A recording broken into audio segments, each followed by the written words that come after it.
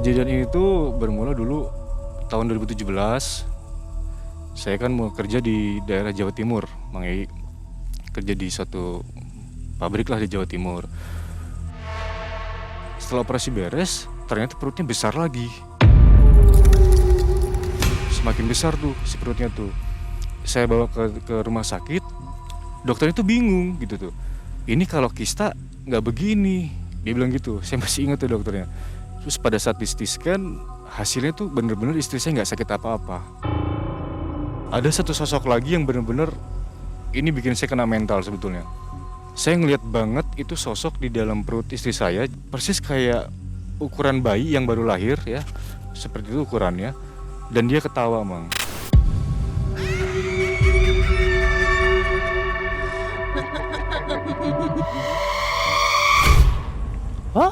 Ketawa lah pokoknya, itu kayak ketawanya itu bener-bener panjang, sampai kapanpun kamu nggak akan bisa ngeluarin saya. Ilmu santet merupakan sihir hitam yang berbahaya. Beragam bentuk santet dapat dijumpai di seluruh wilayah Indonesia. Ilmu santet sangat meresahkan masyarakat karena banyak digunakan untuk menyakiti orang dengan alasan benci dan dendam. Praktik ilmu santet sangatlah berbahaya. Jika tak ditangani secara cepat, maka nyawa korban tak akan selamat. Gangguan ilmu santet kiriman ini dialami langsung oleh istri dari Mas Rohman.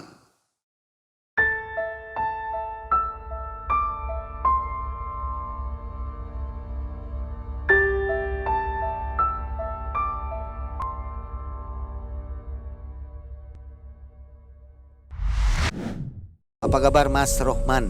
Alhamdulillah baik, Mang Ei, sehat. Mas Rohman dari Semarang nih. Iya, dari Semarang. Sobat MM, malam hari ini kita berada di Sigar Bencah ya. Ya, Sigar Bencah adalah sebuah wilayah di mana wilayah tersebut terkenal cukup angker ya.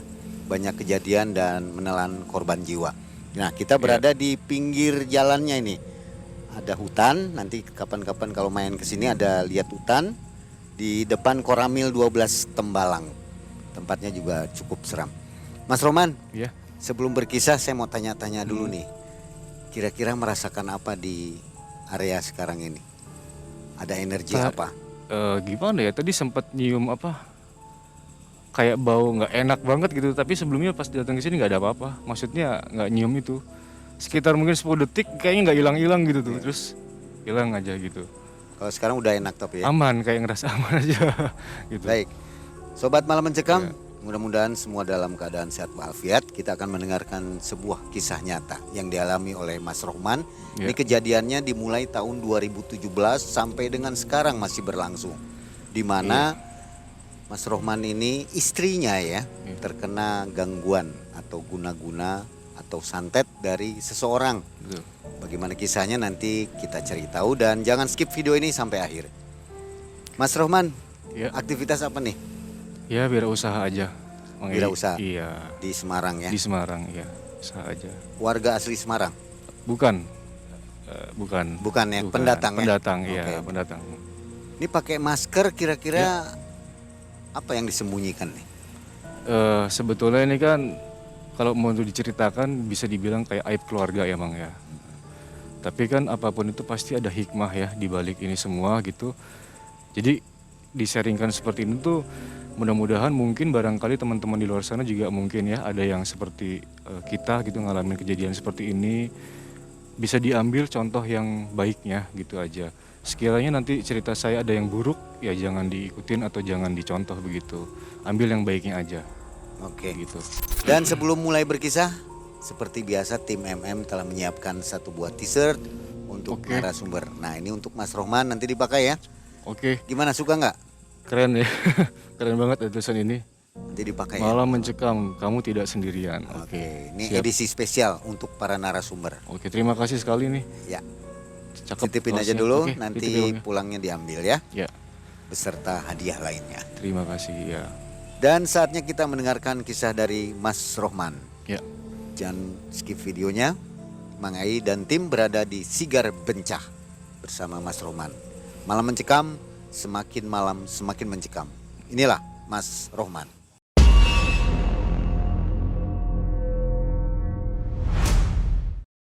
Kejadian ini tuh bermula dulu tahun 2017. Saya kan mau kerja di daerah Jawa Timur, Mang Ei. Kerja di suatu pabrik lah di Jawa Timur. Di tahun 2017 saya ketemu dengan istri nih, Mbak, sebut aja Mbak Lita gitu ya. Saya gitu. Ini nama saya samarkan ya Mang Ei ya gitu kan, karena ini kejadian yang benar-benar nimpa banget gitu kan. Nah, Mbak Lita ini single mom, punya apa? Punya anak satu begitu. Insya Allah ya saya siap apapun itu nerima ya, karena kan pilihan begitu Mang Ei ya. Nggak ada masalah untuk urusan itu. Alhamdulillah pernikahan berjalan lancar gitu Mang Ei, lancar lah gitu ya.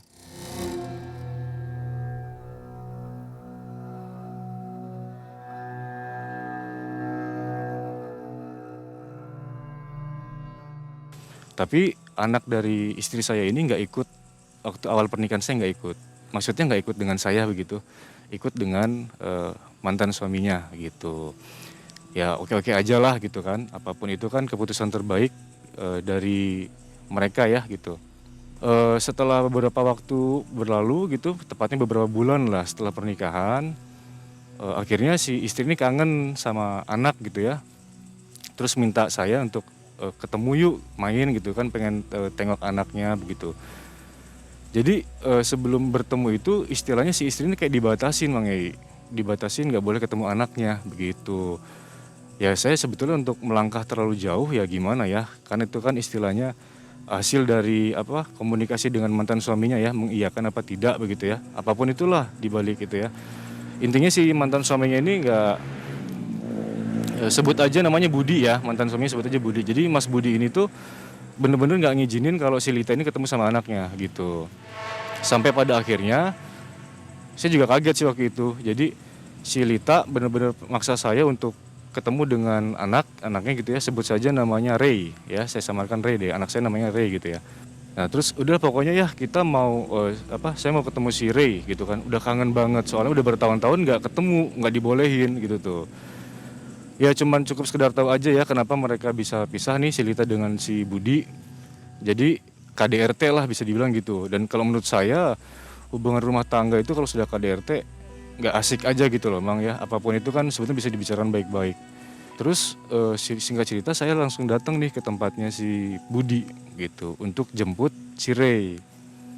Bilang ke Budi itu untuk dibawa main aja, kangen gitu kan. Kita makan di luar rumah gitu ya, di luar rumah si Budi gitu kan. Kita ajak jalan-jalan ke mall. Ternyata sampai di situ si Ray nggak kita kembalikan lagi Mang. Jadi kita langsung bawa pulang ke tempat saya kerja di Jawa Timur. Jadi posisi si Budi ini teman-teman ya, dia di Jawa Tengah. Di Jawa Tengah si Budi ini gitu kan. Nama kotanya ya di Semarang lah gitu ya, di Jawa Tengah nih. Jadi si Ray saya bawa ke Jawa Timur. Jadi si Lita ini benar-benar pengen si Ray ikut gitu kan, tanpa sepengetahuan si Budi gitu. Nah si Budi akhirnya kayak marah gitu ya, emosi lah dia mungkin seperti itu. Jadi kesannya kayak si Lita ini juga ngebales, ini loh yang selama ini gue rasain gitu tuh. Kalau lu nggak boleh ketemu sama anak, gimana rasanya gitu kan. Buat saya pribadi saya udah bilang ke si Lita ya, ke istri saya itu gini. Saya panggilnya kan Bun ya, Bun. Sebetulnya kalau buat saya, mau si Budi main ke sini pun ke rumah saya, pintu saya terbuka. Saya bilang gitu, silakan nggak apa-apa. Karena yang namanya bekas anak nggak ada Mang. Bekas anak kan nggak ada ya. Kalau bekas istri, bekas mantan suami, istilahnya gitu itu kan berlaku ya. Tapi kalau bekas anak nggak ada, nggak ada istilah seperti itu gitu loh. Anak ya tetap ada bapak kandungnya, ada ibu kandungnya begitu. Dan saya mengizinkan. Jadi silakan kalau misalnya mau main ke rumah, pintu saya terbuka gitu kan.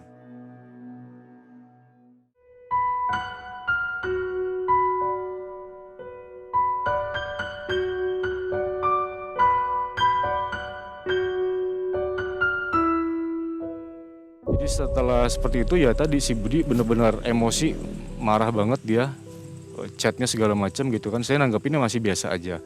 Pada saat si Ray ikut si Budi gitu ya, seperti kayak nggak diurus.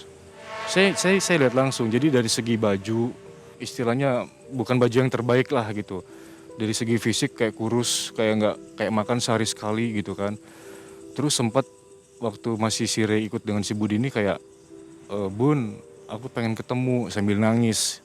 itu anak usia masih 5 tahun gitu, kayak nangis tuh anak. Jadi kan saya juga ngerasain kayaknya ini anak nggak happy gitu loh. Nah, ketika si Re sudah sama kita nih di Jawa Timur, si Lita istri saya tanya gitu kan, gimana kamu ikut sama ayahmu, maksudnya Budi gitu ya. Ya pokoknya ya namanya anak kecil, yang saya tahu biasanya ngobrol ya atau ngomong apa adanya gitu kan. Mulai makan katanya cuma dengan garam gitu tuh, terus ya pokoknya nggak diurus lah gitu tuh, pokoknya kayak benar-benar nggak diurus nih anak gitu kan. Oke lah, akhirnya ya berjalannya waktu saya sekolahin segala macem gitu kan, aman, masih belum ada apa-apa nih di sini. Nah, di tahun 2018 emang ya saya resign dari tempat kerjaan saya nih, saya resign gitu. Ya karena satu hal lah saya resign dan akhirnya saya pindah ke Semarang. Sebelum saya pindah menetap di Semarang, saya tempat 2 atau 3 bulan lah tinggal di rumahnya si Lita, di orang tuanya Lita nih tinggal, yang dimana di kota Salatiga. Pada saat di Salatiga ini, saya nggak tahu gimana ceritanya, saya juga lupa ya. Cuman si Budi ini di media sosial gitu, di Facebook ya, dia bikin status yang kayak ngejelek-jelekin mertua saya gitu tuh. Maaf ya, kayak kebun binatang keluar semua. Nah, seperti bahasanya itu kayak begitu gitu loh. Jadi kayak kalau misalnya emang menghina saya pribadi gitu sebagai laki-laki, sikap saya paling ngambil rokok santai gitu ya. Mau ngatain saya apapun, saya seperti itu aja, nggak akan terpengaruh. Bahkan orang semua mau menghina saya silakan, saya mah nyantai aja gitu kan. Tapi ini masalahnya ke orang tua, Mang, gitu loh. Jadi gimana ya, meskipun itu bukan orang tua kandung, ngeliat mertua saya digituin kayak saya nggak terima. Saya japri, ada masalah apa sih gitu kan. Kalau misalnya lu ada masalah, kesini aja kali, dateng gitu kan ke rumah. Atau barangkali lu kangen sama anak lu, kesini aja. Kan si Re juga di Salatiga waktu itu ya, kita bertiga di Salatiga tuh. Terus jawaban si Budi ini begini, kalau saya ke situ ketemu, maksudnya main ke rumah si Lita, itu sama aja kayak bunuh diri. Si Budi ini bilang begitu. Maksudnya tuh dia bilang bunuh diri ini kenapa? Jadi di tempatnya si Lita, si Budi ini udah terkenal dengan kelakuannya yang tanda kutip negatif lah, bisa dibilang gitu. Jadi kayak mungkin di satu sisi juga dia kayak ngerasa, saya nggak tahu takut apa sungkan ya, karena dia udah bikin udah memojokkan kedua orang tua saya gitu kan. Sampai saya maksa tuh, lu pokoknya datang ke sini, lu ketemu sama orang tua gua, lu minta maaf. Saya bilang gitu. Orang tua gue pasti maafin lu kok gitu kan. Tapi tolong bahasanya dijaga ya. Harapan saya ketika saya ngingetin seperti itu, ya dia ada niatan gitu ya, niat yang baik untuk datang gitu kan. Pak, Bu, maaf ya gitu. Maksud saya tuh gitu, Mang. Ya di luar dugaan ya, malah responnya tuh kayak ngetawain gitu loh. Jadi kayak makin jadilah ngeledek. Sampai di satu puncak itu bener-bener ngedidih banget nih darah gitu kan. Udah punya niat yang gelap. Jujur aja tuh, Mang. Niat saya itu pada saat itu udah pengen satu ngebakar rumahnya ya. Terus yang kedua saya habisin semua orang di dalam itu. Siapapun tuh yang di dalam saya mau habisin semua. Pas mau berangkat ke sana tuh udah siap parang waktu itu kan. Nah, istilahnya itu di tempatnya si Lita, neneknya itu dipanggilnya Mbok. Jadi bukan sebutan nenek, Mbok gitu ya, si Mbok gitu, kita sebut aja Mbok. Itu sampai dari mulai Mbok dan bapaknya si Lita ini untungnya nenangin saya tuh. Jadi kayak seolah-olah tuh saya api disiram air gitu loh. Udah nak, jangan seperti itu. Mereka bilang gitu tuh. Nanti kalau kamu kayak begitu, istri kamu gimana, sama anak kamu gimana, begitu kan. Kamu harus mikir ke situ. Jadi kayak saya langsung tiba-tiba nggak tahu kenapa kayak langsung teng, yang tadinya emosi langsung turun gitu ya. Tapi saya masih nggak bisa, orang kayak gini harus dikasih paham gitu loh kan. Terus saya bilang, Pak, udah gini aja. Janji saya nggak akan ngapa-ngapain, tapi saya tetap ke rumahnya dia. Saya bilang gitu. Saya nggak puas kalau nggak ketemu orangnya. Nah, pikir saya gitu kan. Ya udah, hati-hati ya, gitu kata si bapaknya Lita nih kan, bapak saya tuh. Akhirnya saya berangkat tuh. Tadinya niatnya mau sendiri, Mang. Terus si Lita kekeh pengen ikut. Aku ikut ya, kata si istri saya tuh gitu kan. Udah mending kamu di rumah aja, nggak usah ikut, saya bilang gitu. Nggak apa-apa, aku pengen ikut. Takutnya kamu kenapa-napa gitu kan. Jadi istilahnya saya masuk ke kandangnya dia. Kan saya dibilang kamu kesini nggak akan kenapa-napa kok. Kalau saya ke situ saya bunuh diri tadi gitu kan. Oke, tungguin di rumah ya. Nanti jam 4 sore saya datangin ke rumah kamu, saya bilang gitu. Tibalah saya ke rumahnya dia dengan istri saya tuh. Saya ketok. Terus nggak lama dia buka pintu gitu. Waktu pada saat masuk rumahnya si Budi, Mang, itu si teras atau ruang tamunya dipakai untuk mengaji. Jadi kayak saya ngelihat tempat dudukannya Quran gitu ya, tempat dudukan Quran gitu. Nah itu saya lihat, oh ternyata rumahnya si Budi ini kayak dipakai kegiatan untuk mengaji begitu loh. Dan setelah saya tanya ke istri, bener, jadi kayak bapaknya si Budi ini istilahnya guru lah gitu, guru mengaji begitu ya, yang punya yang mengurus pondok pesantren juga begitu. Oh seperti itu. Anehnya tuh dia langsung cium tangan saya, Mang. Jadi kayak seolah-olah nggak ngomong tapi maaf ya, nah seperti itu. Jadi kayak langsung cium, padahal dari segi usia saya jauh di bawah dia gitu tuh, jauh. Saya nggak banyak omong, saya cuma bilang gini, Budi, lain kali lu punya mulut dijaga ya, saya bilang gitu. Saya sambil tunjuk tuh, Mang, wajah dia tuh. Jadi tangan sini tuh nempel ke wajah dia tuh. Emosi banget, Mang, bener-bener kayak apa ya, yang saya ingat itu nih orang udah salah, bukannya minta maaf malah kayak makin ngelunjak gitu tuh. Padahal saya udah bener-bener ngebuka sesabar-sabarnya, namanya manusia ada batasnya ya, sabar gitu kan. Terus ya dia cuma bisa bilang minta maaf. Maaf gitu kan ya. Terus pesan saya gini ke si Budi, Bud, ini pertama dan terakhir lu urusan sama gue ya. Sekali lagi lu aneh-aneh kayak gini, gue gak segan-segan ngabisin lu. Saya bilang gitu, Bang. Istri diem gitu kan, diem aja, dia gak banyak ngomong, diem aja. Akhirnya kita pulang. Terus kemudian gak lama dari itu, istri saya mulai sakit, Bang, mulai sakit tuh. Tapi saya gak bener-bener gak mikir kalau ini sakit yang non medis ya, enggak. Karena buat saya kayak nggak istilahnya bukan nggak percaya, tapi kayak nggak lah kayak begitu, ini sakit medis aja udah gitu kan. Nah di bagian perutnya ini awal-awal dia sakit itu bener-bener ngeganggu banget tidur saya, lagi enak-enak tidur, istri terus tiba-tiba merintih sakit gitu kan. Kenapa sih saya bilang gitu kan awalnya, aduh nggak tahu sakit banget, sakit gitu kan. Nah, terus saya bawa ke dokter. Nah dokter ini memvonis kista, penyakit kista awalnya. Oh ini kista gitu. Setelah kita cari tahu penyakit kista gitu kan, itu kista yang yang menurut saya itu nggak berbahaya gitu loh, masih yakin bisa disembuhin. Dan benar, kita terapi sejauh itu, kita terapi pakai daun sirsak, rebusan daun sirsak tuh kan. Kita kan searching ya, apa sih obat herbalnya si kista ini. Intinya mengecil, si kista itu mengecil gitu loh. Nah, cuman pada saat itu kan efek dari daun sirsak itu badan tuh jadi mudah mengantuk begitu ya. Jadi istri saya kayak habis minum baru bangun tidur, minum pagi tidur lagi. Karena kalau minum di jam malam itu dia kadang-kadang bablas sampai pagi tidurnya tuh. Kadang bangun di jam 10, jam 11 gitu. Kalau minumnya pada saat jam sebelum tidur. Jadi dia minumnya di pagi hari. Setelah makan baru minum daun sirsak, nggak lama tidur nah gitu. Sampai di sini nggak seberapa mengeluh banget lah. Dan saya masih yakin ini sakit medis gitu. Intinya ini medis lah gitu, sakit medis lah. Terus setelah saya cek lagi ke dokter, dokter bilang alhamdulillah nih mengecil, ukurannya itu mengecil, oke lah. Terus singkat cerita, karena tadi udah ngerti kecil ya, mungkin istri saya si Dita ini kayak terlena ya, kayak akhirnya kayak ya udah gue udah sembuh gitu kan. Istilahnya kita kecolongan lah, akhirnya dia ada lagi tuh kistanya. Sampai akhirnya kita ngelakuin jalan operasi, Mang. Beres operasi, udah beres, udah. Cuman pada saat setelah operasi beres, kejadian berikutnya tuh yang mulai rada nggak enak tuh sering cekcok berantem. Sering cekcok berantem tuh kayak hampir setiap hari, padahal masalahnya sepele gitu loh. Bener-bener kayak tiba-tiba hawanya istri saya tuh emosi aja gitu tuh, kayak dikit-dikit marah gitu kan, kayak emosi terus.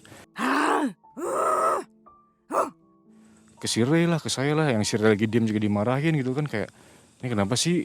Lagi-lagi saya nggak punya pikiran ke arah sana ya. Ini kayak saya anggap kayak istri saya mungkin lagi capek atau lagi apa begitu ya. Ini, mikir sebatas itu aja gitu kan. Di 2019 itu gangguan mulai intens tuh. Jadi kayak udah sakit, jadi semakin itu operasi udah beres, Mang. Setelah operasi beres, ternyata perutnya besar lagi. Semakin besar tuh si perutnya tuh. Saya bawa ke rumah sakit.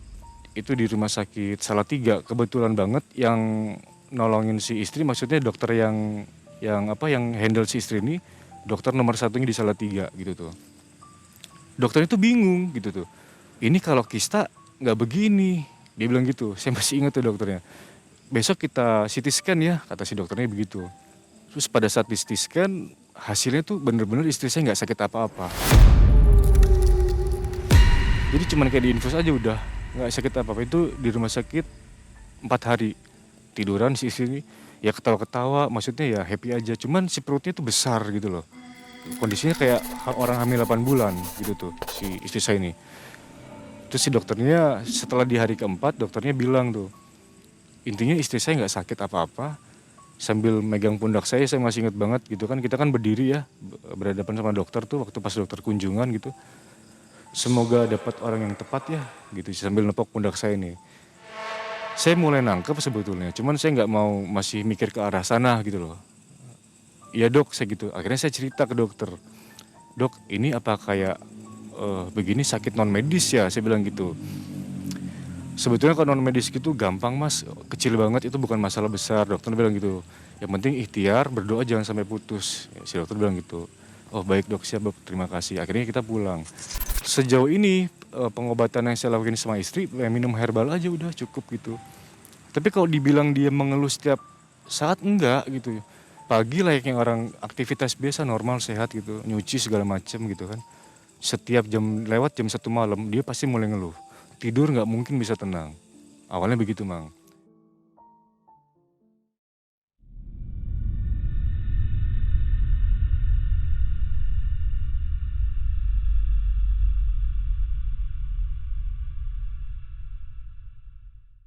Puncaknya itu di tahun di 2021 Mang. Jadi di tahun 2019 sampai dengan 2020 masih kejadian begitu aja terus. Nah di 2021 ini di rumah itu di Semarang, setelah dari Salatiga saya pindah ke Semarang begitu. Saya, si Lita sama si Ray bertiga. Kebetulan si rumah ini 2 lantai gitu kan. 2 lantai, jadi saya tidur di kamar atas sama istri, si Ray di bawah sendiri. Nah pada saat kejadian ini nih ya, masuk kejadian yang benar-benar menurut saya bikin shock aja gitu. Itu kondisi rumah lagi rame. Adik saya yang dari Bandung datang ke tempat saya, terus adiknya si Lita juga yang dari Salatiga main ke tempat saya nih. Jadi istilahnya di rumah rame lah, banyak orang. Jam 2 lewat, setengah 3-an lewat lah pokoknya. Itu lagi tidur, cuman saya lagi kondisi belum tidur, kayak masih scroll pegang HP gitu ya. Tiba-tiba tuh suara dari atas, duar! Kenceng banget Mang. Itu saya dari posisi tidur sampai duduk begini gitu. Kaget, saking kagetnya gitu kan. Saya langsung ngelihat ke atas kan suara dari atas gitu kan. Duar gitu, hangat gini kan. Nah, anehnya di atas itu harusnya ya harapan saya nih kalau ada suara benda jatuh ya dia minimal penyok lah. Si baja ringan ini kan penyok gitu ya, atau kayak dia rusak gitu. Ini enggak Mang. Jadi kayak ya nggak ada apa-apa, si baja ringan tetap kondisi seperti ya datar aja gitu. Kurang yakin saya turun ke bawah sampai buka pintu rumah keluar. Yang namanya desain atap rumah kita kan miring ya, nggak ada yang datar gini kan, miring gitu. Barangkali ada yang jatuh nih di jalan, saya pengen lihat gitu kan. Nggak ada yang jatuh, apapun nggak ada yang jatuh. Nah, terus istri saya lanjut tidur. Yang di bawah itu adik saya, dia nggak denger. Yang denger memang kita yang di atas aja. Saya sama istri dan adiknya si istri tidur di atas gitu loh. Jadi kayak kamar kan ada 3, tapi kamar belakang nggak kita pakai buat gudang gitu kan. Udah tuh. Nah pada saat setelah kejadian itu hari Sabtu, saya masih ingat tuh hari Sabtu. Hari Minggu ada istilah kayak kerja bakti di lingkungan rumah. Nah, gitu. Saya sempat tanya sama tetangga sebelah gitu. Pak, semalam ada dengar suara jatuh nggak gitu kan? Itu karena suara kenceng banget, saya yakin pasti tetangga saya denger gitu loh. Apaan emang? Dia bilang gitu. Oh nggak tahu, enggak gitu. Oh ya udah, saya cuman cukup. Oh ya udah nggak apa-apa gitu kan. Udahlah. Nah setelah di hari Minggu itu di hari Selasa, istri saya mulai yang namanya bener-bener nggak bisa ngapain Mang. Jadi kayak tiduran aja udah. Istilahnya kayak mayat hidup. Bahkan maaf ya, mau BAB pun saya bantuin keluarnya. Lagi-lagi Bang, saya nggak pikir ke arah sana, ini masih sakit medis aja gitu kan. Mungkin ya ada waktunya untuk sembuh lah begitu. Udah tuh. Terus gini Bang, saya itu kan bukan mendalami ya, tapi tahu ilmu dasar kayak sulap seperti itu ya. Yang menyangkut kayak sulap, hipnotis, hanya untuk sekedar hiburan aja begitu kan. Tapi kalau yang namanya dihipnotis tuh kita selalu yang melakukan yang namanya afirmasi atau kadang meditasi lah. Meditasi lebih kayak ke arah nenangin diri, nenangin pikiran. Nah, pada saat kejadian yang mulai nggak nyaman ini, jam 12 malam saya meditasi, maksudnya nyantai kan, atur nafas gitu. Terus tiba-tiba itu kayak udah mulai aneh nih di sini. Di kamar gudang tuh tiba-tiba kayak ada sosok yang lewat, itu rambutnya nggak panjang tapi pendek segini. Terus di bagian bibirnya itu dia kayak panjang gini nih. Jadi kalau dia senyum tuh kayak nyeremin gitu kalau buat saya gitu tuh. Menikah dengan cerita nih, saya kayak ngerasa makin sensitif gitu loh. Padahal saya nggak pernah ngelakuin ritual apapun nggak. Dan saya sebetulnya masa bodo amatan. Cuman nggak tahu kenapa kayak lebih sensi aja mang. Nah terus seperti biasa lah si Lita ini mesti aduh sakit ya gitu kan, sakit ya gitu kan. Makan semua kita suapin, ke kamar mandi segala macam kita urusin ya. Saya tidur di kamar, bukan di kamar, di bawah akhirnya. Jadi denah rumah itu kan begitu masuk ruang tamu, terus di sebelah kirinya itu di bawah tangga persisnya saya tidur di situ. Jadi kamar saya kosongin yang di atas. Kenapa? Karena capek emang kalau misalnya ke kamar mandi saya nuntun tuh dari atas kan naik turun, kasihan istri. Pikir saya gitu, udahlah kita ngampar aja di sini gitu kan. Anak saya tetap si Ray tidurnya di kamarnya dia, dan adik saya itu tidur di kamar gudang belakang gitu. Aman, nggak ada masalah apapun sebetulnya. Untuk adik yang masalah sosok penampakan tadi ya, itu cuman saya yang lihat gitu tuh. Nah pada saat si Lita udah mulai sakit gitu bagian perut, saya kan ya sebisa saya sebagai suami gitu ya, sabar ya sayang ya gitu. Karena waktu kaitannya kita mau bawa dia ke rumah sakit lagi kan si dokter udah bilang gitu, maksudnya kayak ini nggak sakit seperti ini begitu kan. Jadi saya bingung tuh saya mau kemana dong gitu kan. Nah sedangkan ke rumah sakit lain pernah juga bilang ya nggak sakit apa-apa gitu di bagian perutnya itu. Jadi ya mau tindakan apa yang diambil juga kan bingung gitu kan. Jadi kayak seolah-olah ketutup sakitnya istri saya ini apa gitu tuh. Nah pada saat tadi nih balik lagi saya pegang perut istri saya sambil baca doa gitu kan. Itu kayak seolah-olah saya ngelihat, tapi dibilang ngelihat enggak, tapi kayak jelas gitu loh mang. Di dalam perutnya si istri itu ada sosok yang yang tadi lewat itu kayak di dalam perut, di bagian sebelah kiri istri saya. Meskipun dia tinggi ya, tapi kayak di sini tuh sosok itu ada di sini gitu tuh. Ada satu sosok lagi yang bener-bener ini bikin saya kena mental sebetulnya. Saya ngelihat banget itu sosok di dalam perut istri saya. Jadi tadi kan yang si perempuan tadi yang rambutnya pendek di sebelah kiri ya. Nah yang di tengah sini itu persis kayak ukuran bayi yang baru lahir ya. Seperti itu ukurannya. Tapi rambutnya panjang sampai di bawah lutut. Rambutnya tuh panjang banget gitu. Dan saya masih inget banget itu mukanya seperti apa. Jadi kayak maaf ya kalau maaf ini ya, ada mayat yang membusuk. Mungkin teman-teman pernah lihat mayat yang membusuk yang meninggal entah di laut atau di sungai begitu. Kan warnanya kayak sedikit abu-abu gitu ya. Nah seperti itu memang, jadi kayak warna abu-abu gitu di wajahnya ini. Terus di bagian sini tuh kayak ada luka irisan kayak darah tuh masih kebuka gitu loh di bagian sini tuh. Dan dia ketawa mang.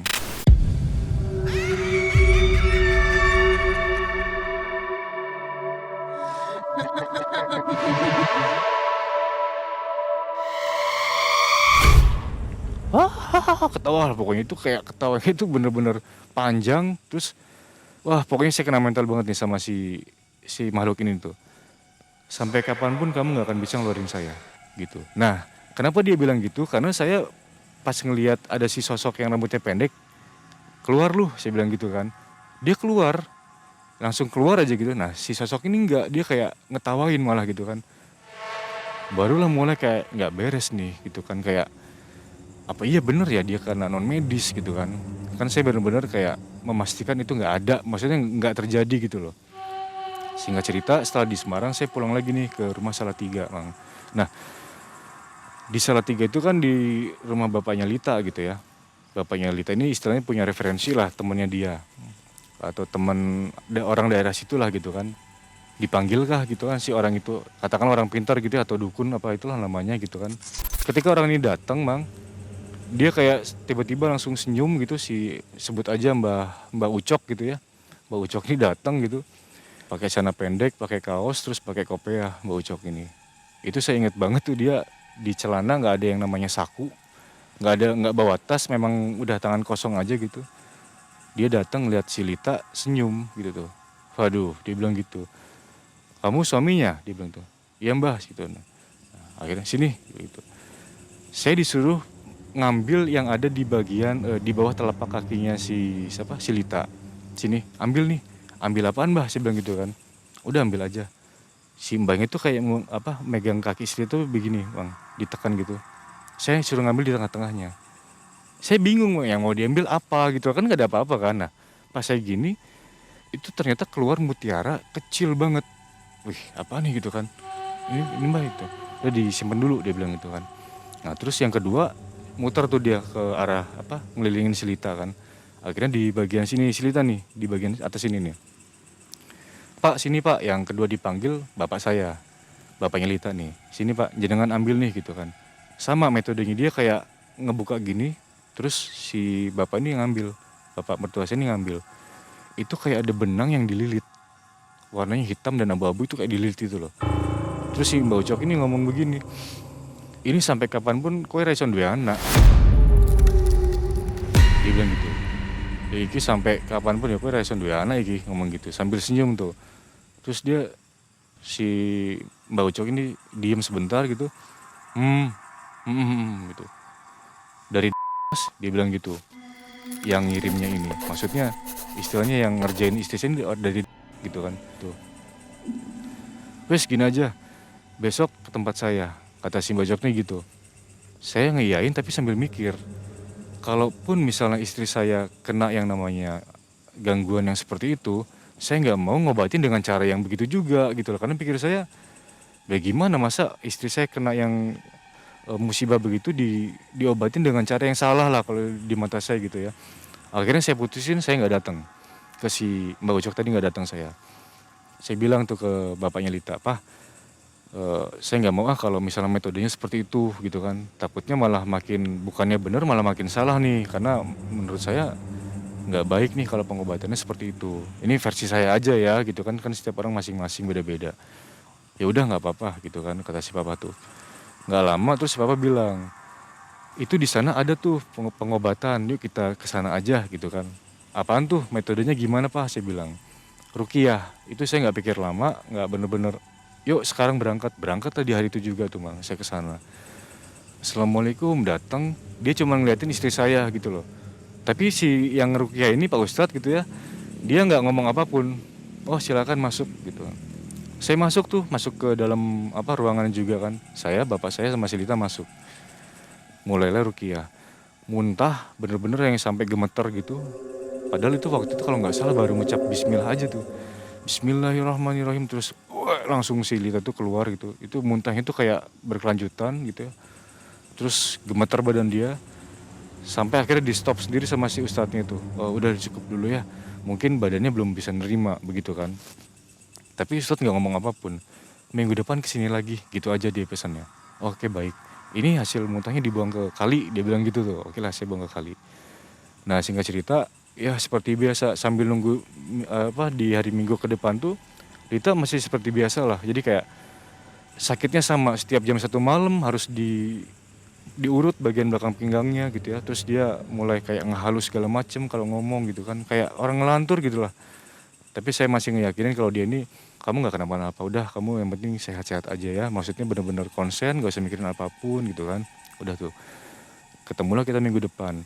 Barulah nih di minggu depan, ruqyah yang kedua, yang masuk ke ruangan, si Lita sama bapak saya tuh masuk ke ruangan. Saya enggak, saya tunggu di luar.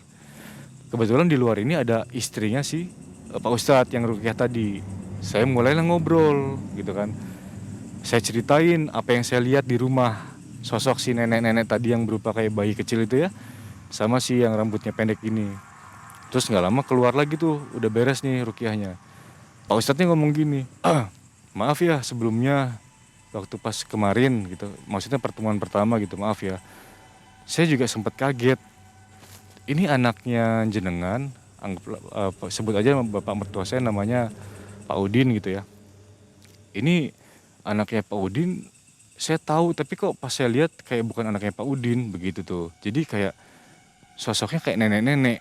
Pak Ustadznya bilang begitu. Istrinya si Ustadz langsung noleh ke saya. Terus saya juga langsung bilang, tuh ibu dengar kan, saya bilang gitu. Jadi si Pak Ustadz bilang istri saya kayak nenek-nenek gitu. Sedangkan yang saya lihat juga kayak nenek-nenek tapi bentuknya kecil mang gitu kan, kayak bayi baru lahir gitu.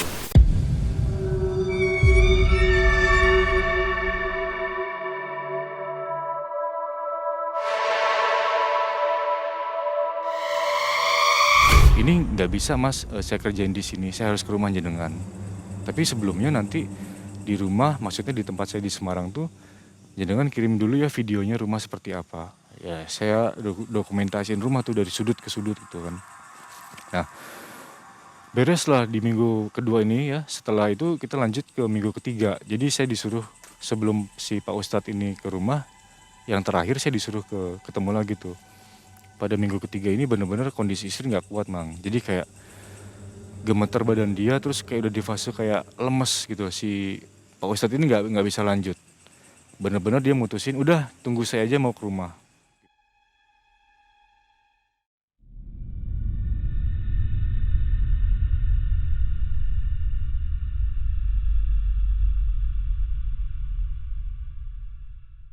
Ya itu kan versi Pak Ustadz ya, dia mau ke rumah. Tapi pada saat saya tunggu seminggu, 2 minggu, sampai ke 3 minggu, Pak Ustadz nggak bisa ke rumah nih. Itu saya japri terus, Pak, ngapunten kapan mau ke sini gitu kan. Kayak seolah-olah tuh kayak nggak bisa gitu ya. Mungkin saya nggak mau seuzon, mungkin ya tamunya banyak gitu kan, pasiennya dia banyak gitu. Ya saya kan jadi bingung gitu ya. Ini istri saya harus kemana lagi nih berobat begitu kan. Nah, informasi aja ya kan saya lupa nih. Tadi yang pertama itu Mbak Ucok bilang bahwasana yang ngirim ini itu mantan suaminya.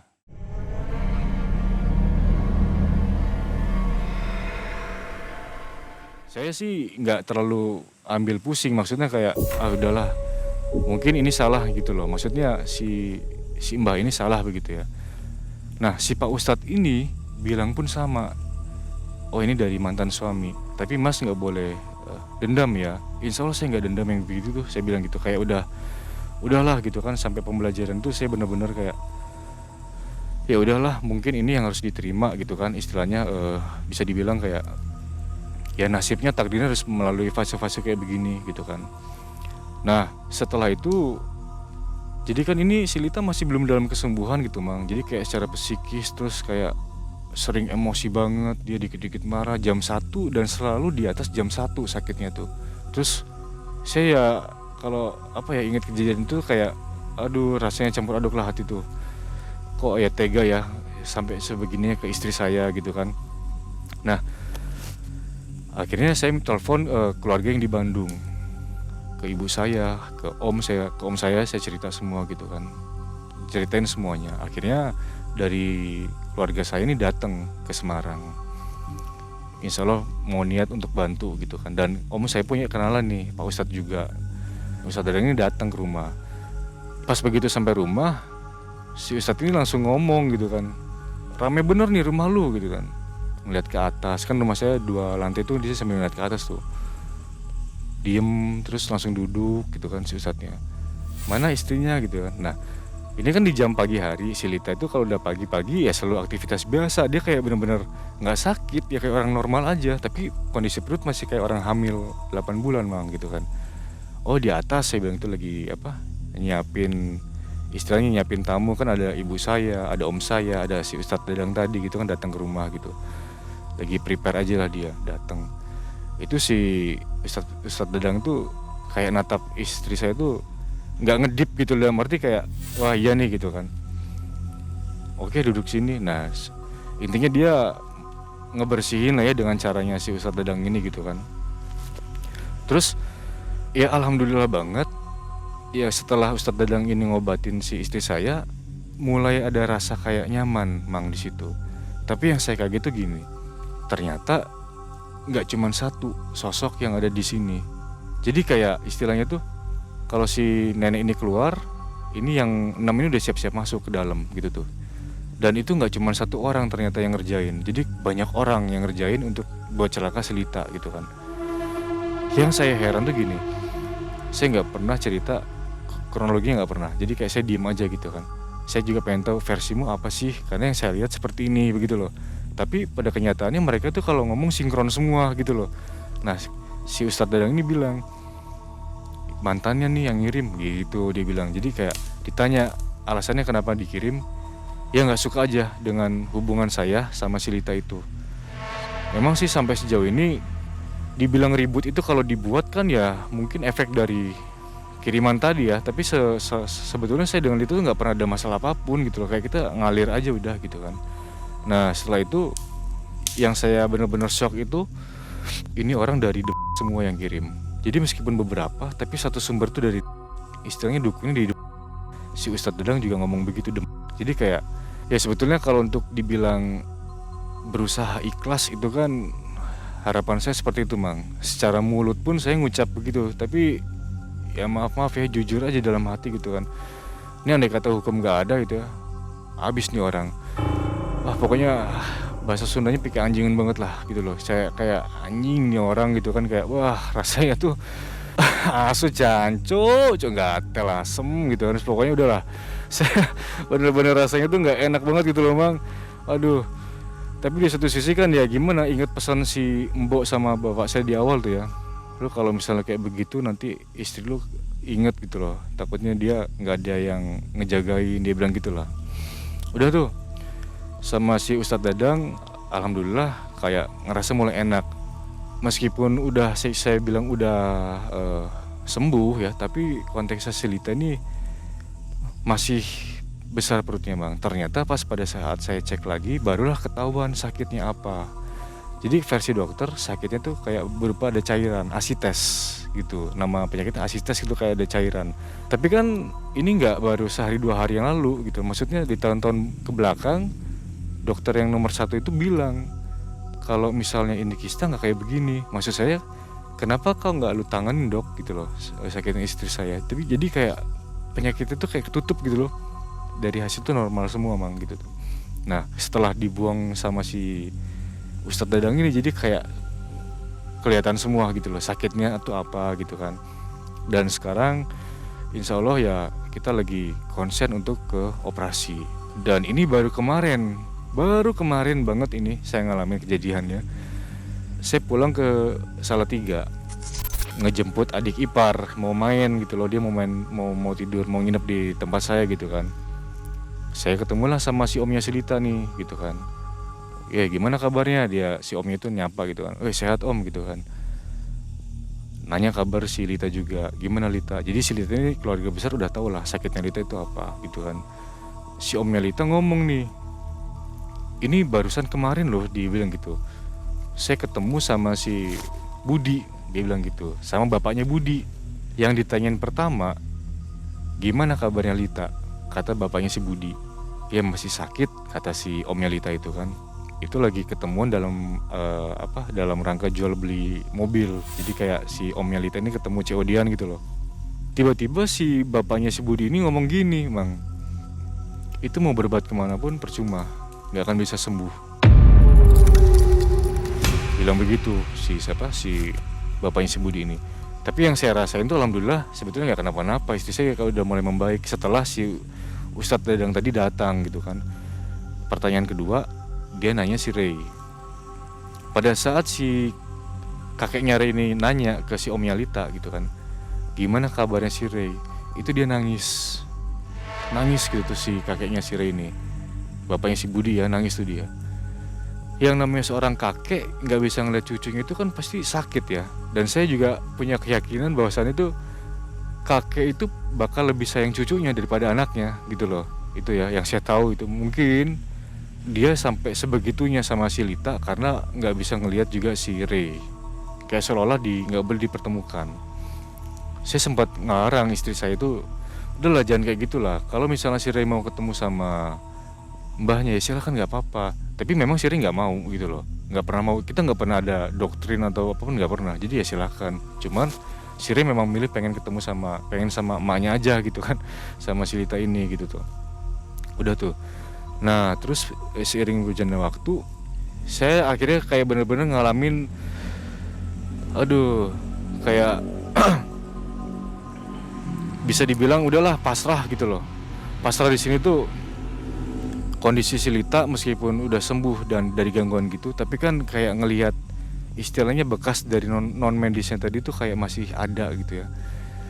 Hamil 8 bulan tapi badannya yang lain kurus kering gitu ya. Itu yang pertama, kayak sedih aja. Ya Allah udahlah, masalah harta udah habis Mang, habis-habisan untuk berobat. Sebelum ada kejadian itu, yang namanya usaha saya, meskipun dia nggak beli itu pasti ada obrolan di situ. Yang ini berapa begitu kan. ini baru-baru mau tanya gitu Mang. Belum aja dia masuk, ngelihat toko saya putar balik pulang. Saya masih nggak ngeh awalnya gitu kan. Tapi pas istri saya bilang, ya dagangan kamu kok sekarang sepi, baru aku sadar kayak seiring dengan si suara duar tadi. Jadi pada saat itu suara ada, dagangan saya udah bener-bener wah pokoknya parah lah. Usaha itu istilahnya kacau gitu loh Mang ya. Nggak ngeh juga kalau itu sebab akibat dari mungkin yang tadi ya seperti itu. Sampai sekarang ya istilahnya kita masih fighting lah di urusan itu ya. Jadi bener-bener kayak gue nggak boleh nyerah gitu loh. Yang kayak begini nih bener-bener harus diyakini bahwasannya Tuhan lebih kuat dan Tuhan lebih besar dari masalah yang sebesar ini. Pikiran saya begitu. Udah tuh. Terus di akhir-akhir ini emang ya, saya ngerasa kayak setelah saya berdoa, ya Allah, udah aku capek gitu loh. Maksudnya kayak udah aku nyerah. Aku ikut jalanmu aja udah. Mau gimana pun udah aku ikut gitu kan. Udah aku ikhlas, aku pasrah udah pokoknya. Hati saya bilang gitu Mang. Setelah ngomong kayak gitu tuh tiba-tiba kayak ada yang nuntun. Ada yang bilang dalam hati saya tuh kayak minta maaf sama orang tua gitu. Saya masih mikir gitu kan. Apa hubungannya? Maksudnya minta maaf sama orang tua gitu kan. Padahal saya nggak ngerasa ada istilahnya ada salah ke orang tua saya. Maksudnya nggak ada yang ribut apa enggak gitu loh. Tapi pikir saya, ayo udahlah biarinlah. Memang mungkin kan juga hal yang baik ya untuk minta maaf sama orang tua gitu kan selagi mereka ada. Ya, akhirnya saya minta maaf tuh. Yang paling buat saya shock tuh begini Mang. Kayak tiba-tiba ada yang bilang datang ke rumah si Budi minta maaf. Nah, yang pertama itu dia cuma bilang minta maaf sama orang tua gitu ya. Ada yang kasih tahu saya kayak gitu tuh, minta maaf sama orang tua. Tapi yang kedua dia bilang datang ke rumah si Budi minta maaf gitu. Itu jujur ya, saya belum ngelakuin yang nomor 2 ini Mang. Hati saya masih nolak. Tapi saya balik lagi, ya Allah ini mungkin jalannya kayak gini kali ya gitu kan, pasrah gitu kan. Terus dia tuh bilang, udah kalah aja, terima aja udah, maksudnya mungkin gitu yang dia bilang. Saya nangkepnya begitu. Meskipun jujur Mang, berat banget Mang, ya Allah rasanya itu berat. Bayangin dong, masa saya harus datang ke rumah orang yang nyakitin istri saya gitu loh. Terus dia cuma bilang ini yang terakhir yang dia bilang tuh, serendah-rendahnya bahkan sampai di bawah tanah untuk setinggi-tingginya. Dia bilang gitu. Nanti masalah istrimu kelar, beres. Yang nuntun saya tuh seperti itu Mang bilangnya. Itu kayak rasanya tuh nggak karu-karuan. Ini siapa sih gitu yang ngomong kayak begini tuh ya? Setelah saya pasrah gitu apa sama semuanya gitu kan. Kayak seolah ada yang bimbing gitu loh. Kayak ada yang apa nuntun jalan gitu kan. Setelah kejadian itu baru kemarin banget akhirnya istri saya ngizinin si Ray ketemu dengan mbahnya tadi gitu tuh. Dan nggak tahu ya, saya ngerasa kayak insya Allah yakin banget mudah-mudahan ini beres gitu. Setelah yang nonton tadi bilang begitu, seolah-olah kayak kalau mau dibuat simpel ya istilahnya gue pengen ketemu sama cucu gue si Ray ini gitu tuh. Istri saya selama ini kan bener-bener nggak mau kalau si Ray ketemu sama pihak sana, itu sebetulnya nggak mau gitu loh, karena takutnya kayak model makan nggak diatur, nggak keurus ya, terus apa namanya pakaian juga segala macam lah nggak keurus gitu loh Mang gitu. Dan lagi lebih ke luka batin ya. Udahlah sayang, kalaupun dia begitu, sekalipun dia orang tua, ya namanya juga manusia, urusan dia dengan Tuhan. Udah kita nggak perlu apapun, udah kita udah benar-benar minta maaf aja. Akhirnya saya jelasin yang baik. Alhamdulillah banget istri saya ngizinin untuk si Ray ini, bawa si Ray ketemu sama mbahnya tadi, sama kakeknya tadi gitu tuh. Dan saya masih sampai detik ini masih nggak ngerti siapa itu, nggak tahu saya juga. Tapi setelah saya berdoa pasrah, karena sejauh ini doa saya nggak pernah gitu, jadi kayak saya yakin istri saya sembuh gitu loh.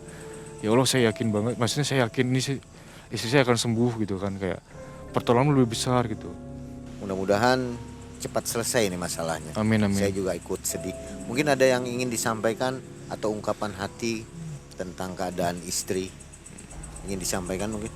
Ya gimana ya, Mang, saya kalau nyeritain tuh gimana ya, pokoknya berat lah untuk diucapin ya. Saya nggak ngebayangin tuh deritanya istri saya seperti apa gitu loh. Karena saya ngelihat aja udah capek, kayak seolah saya capek banget gitu ngelihat badan dia yang seperti itu ya, kayak fisiknya jadi gitu, kayak udah seolah pasti bebannya berat nih dia gitu kan. Aduh, udah saya nggak kuat nih ngomong kalau untuk masalah itu Bang. Jadi kayak doa yang terbaik buat istri, dan yang paling terpenting di sini yang harus diperbaiki itu ketika berdoa, menurut saya ada satu masalah apapun, udah sebetulnya pasrah aja. Nanti ketika pasrah, ya saya juga nggak tahu sampai sekarang itu yang bilang kayak tadi siapa. Tapi setelah saya cerna, sebetulnya baik gitu loh. Nggak usah cari salah siapa, udah lu minta maaf aja gitu kan. Ya. Jadi gitu Bang. Oke, jadi kita juga jangan arogan ya istilahnya. Iya, Wah, betul. kita bisa menyembuhkan penyakit ini. Betul. Mungkin agak lupa kepada Allah Betul ya. Bang. Jadi ada bisikan seperti itu setelah saat Iya. ikhlas timbul tadi ya. Nah, sobat malam mencekam, mudah-mudahan hal seperti ini tidak terjadi pada kita, dan kisah ini membuktikan bahwa segala sesuatu itu tentang dunia gaib itu ada ya. Betul Bang. Betul. Tentunya kita menyikapinya dengan meningkatkan keimanan dan ketakwaan kepada Allah Subhanahu wa taala. Akhirnya Mang Ei dan tim dari Sigar Bencah Iya. serta Mas Rohman juga undur diri Ya. dari kota Semarang ya. Yep. Sampai jumpa di video selanjutnya. Assalamualaikum warahmatullahi wabarakatuh.